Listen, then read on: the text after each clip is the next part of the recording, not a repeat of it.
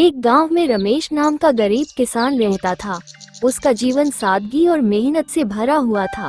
उसके पास बहुत बड़ा खेत नहीं था, बस थोड़ी सी जमीन थी जिससे वो अपने गुजारे के लिए फसल उगाता था। रमेश सीधा सादा और दिल का बहुत नेक था। वो मेहनती था और उसकी जिंदगी में कुछ खास खुशियां नहीं थी सिवाय एक के, उसका प्रेम राधा। राधा उस गांव के जमींदार की बेटी थी। वह सुंदर, हंसमुख और दयालु स्वभाव की थी। दोनों की मुलाकात गांव के मेले में हुई थी, जहां रमेश अपनी फसल बेचने आया था और राधा अपने परिवार के साथ मेला घूमने। रमेश का सीधा साधा अंदाज और मेहनत ने राधा के दिल को छू लिया।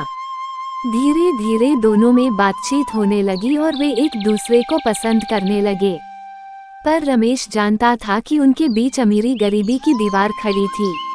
एक गरीब किसान कैसे एक जमींदार की बेटी से शादी का सपना देख सकता है।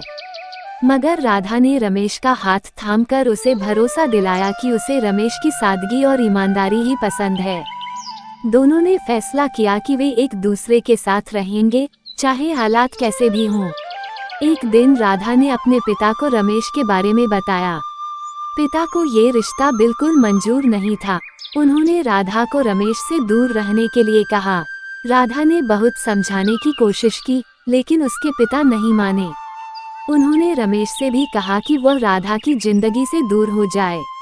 रमेश के पास कोई और विकल्प नहीं था, लेकिन उसने हार मानने की बजाय अपनी मेहनत को अपनी ताकत बना लिया।